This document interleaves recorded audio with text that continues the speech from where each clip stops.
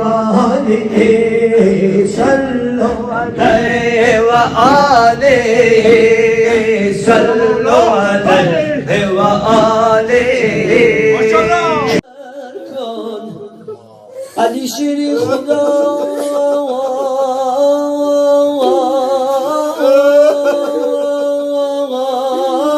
ما رو نظر کن وطن بسیار بد منظر گرفتم توی سلطان ملک خیرخواهی سراسر کشور ما شر گرفتن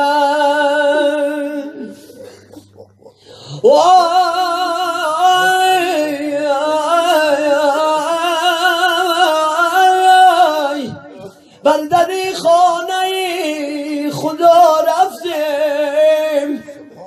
بعد از آن بر در یتیم شدیم یا رسول خدا یتیم شده مزنی کل که دل دونیم شده با کدام درگاهی دیگر برویم جیل خوربان تو از قدیم شده همه جا تفلکان پدر جویند ناله دارن که ما یتیم شدیم بر یتیمان رحم کن داغ یتیمی دیده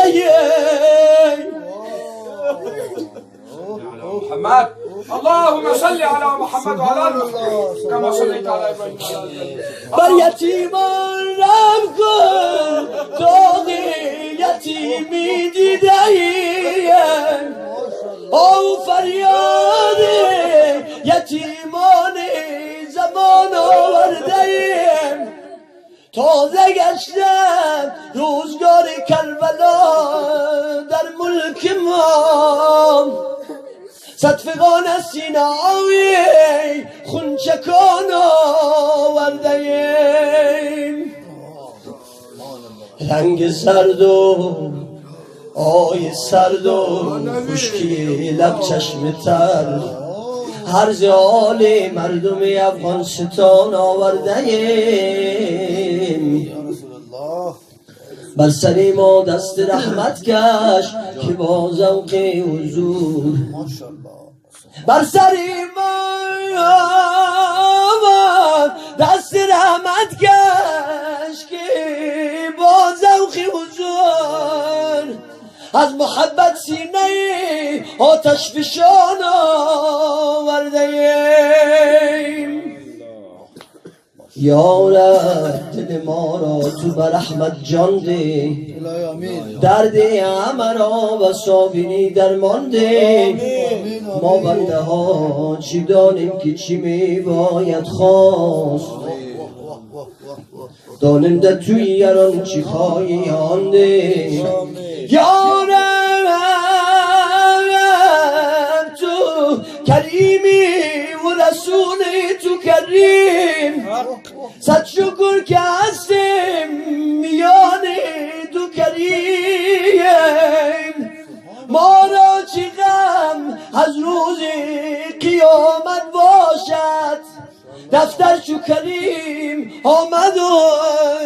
دیوان چو کریم الهی وقت جان دادن زبانم به الله گفتنت می‌دارم خدایا تو تلخی جان کندن آسان کنی زبان ما همه را تو جاری و قرآن کنی باری سبال آیدم چون نکیر تو قادر بکن بر جواب ای قدیر چون از من بپرسن خدای تو کیست خدایا بگویم بغیر از تو کیست چون پرسن احوال پیغمبران به نام محمد گشایم زبان، چون که هنگام جزا برپا شود آن لوای مصطفی بالا شود. یا محمد گفته برخیزیم ز خاک، امتان با سینای چاک چاک، دست آویزیم به دامان رسول، دست آویزیم به دامان رسول. یا محمد عذر ما را کن قبول، تا به دنیا بودم ای شای عرب،